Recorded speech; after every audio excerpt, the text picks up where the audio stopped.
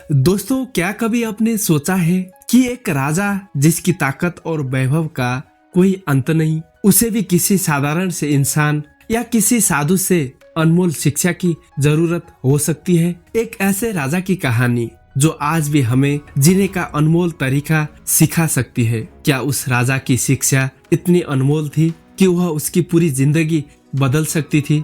और क्या हुआ जब वह शिक्षा जो उसे बदल सकती थी? चलिए इस रहस्यमय कहानी में आज हम जानेंगे कि कैसे एक शक्तिशाली राजा जिसके पास सब कुछ था, उसके जीवन में ऐसा क्या घटित हुआ कि उसे समझ में आया असली मूल्यवान चीजें क्या है, और अंत में क्या उसने अपने राज्य की भलाई के लिए अपनी शिक्षा को भी त्याग दिया। अंत तक बने रही है, क्योंकि इस कहानी के पीछे छुपी सीख शायद हमारी जिंदगी भी बदल सकती है। ये कहानी है एक महान राजा की जिसका नाम था राजा विक्रम। राजा विक्रम का साम्राज्य दूर दूर तक फैला हुआ था। उनके राज्य में धन, समृद्धि, ऐश्वर्य की कोई कमी नहीं थी, लेकिन इसके बावजूद राजा विक्रम हमेशा बेचैन रहते थे। उन्हें ऐसा लगता था कि कुछ है जो उनकी जिंदगी में अधूरा है, एक ऐसा खजाना जिसे पाने के बाद ही उनकी संतुष्टि पूरी होगी।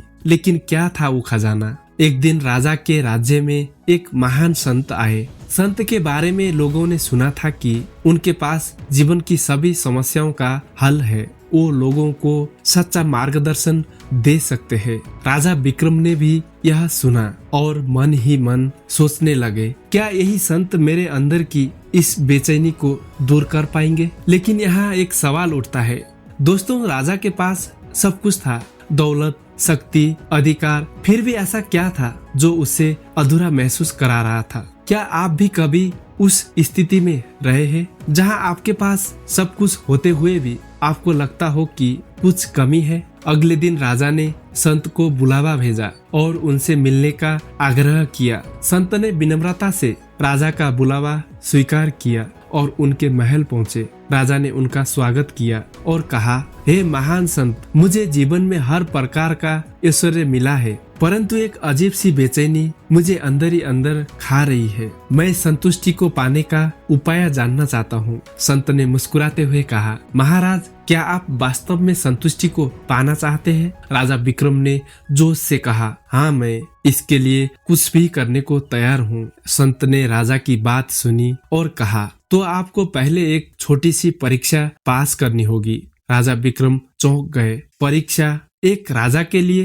राजा ने सोचा कि यह कैसी परीक्षा हो सकती है। संत ने राजा से कहा, महाराज, यदि आप वास्तव में संतुष्टि पाना चाहते हैं तो अगले 7 दिन अपने राज्य के सबसे गरीब गांव में एक साधारण किसान की तरह रहना होगा। आपको वहाँ केवल वही भोजन मिलेगा जो एक आम इंसान को मिलता है, और वही काम करना होगा जो वहाँ के लोग करते हैं। क्या आप तैयार हैं? राजा इस प्रस्ताव को सुनकर हैरान थे। उन्होंने अपनी पूरी जिंदगी महलों में बिताई थी। यह सोचने लगे, क्या ये एक साधारण किसान की तरह रह सकते हैं? और ऐसा क्यों करना पड़ेगा उन्हें? क्या एक राजा का अपने राज्य की किसी छोटे से गांव में जाकर रहना उसके ऐश्वर्य का अपमान नहीं होगा? लेकिन उनके मन में एक सवाल बार बार गूंजने लगा, क्या इस परीक्षा में छुपा है वो खजाना जिसे वो पा नहीं सके? अंततः राजा ने संत की चुनौती स्वीकार कर ली। उन्होंने अपने सभी रॉयल वस्त्र और महल का जीवन छोड़कर साधारण कपड़े पहने और उस गांव में रहने चले गए।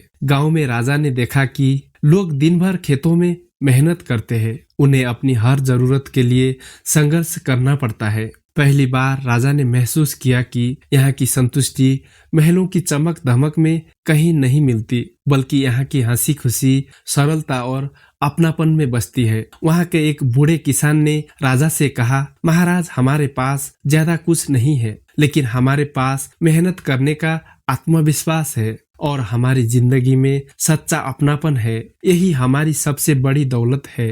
राजा ने पहली बार महसूस किया कि लोगों के पास बहुत कुछ नहीं होते हुए भी वे संतुष्ट थे। 7 दिन बाद राजा ने संत से कहा, हे महान संत, मैंने सच्ची संतुष्टि को जाना है। यह दौलत शानो शौकत या सत्ता से नहीं मिलती, बल्कि लोगों से मिलती है, उनकी भावनाओं और संबंधों से मिलती है। संत ने मुस्कुराते हुए कहा, महाराज, असली खजाना यही है, सरलता, संतोष और परोपकार, और यही आपकी अनमोल शिक्षा है। अब दोस्तों, यहाँ सोचने वाली बात यह है कि क्या हम भी इस अनमोल शिक्षा को अपनी जिंदगी में अपना सकते हैं? क्या हमारे जिंदगी में सच्चा संतोष पाने के लिए हमें भौतिक चीजों से ज्यादा लोगों और उनकी भावनाओं की कदर करनी चाहिए? राजा विक्रम ने उस दिन के बाद अपने महल में एक कक्ष बनाया जो बिल्कुल साधारण था। हर महीने वो वहाँ कुछ समय बिताते और खुद को याद दिलाते कि असली खजाना क्या है। तो दोस्तों, हमें क्या सीख मिलती है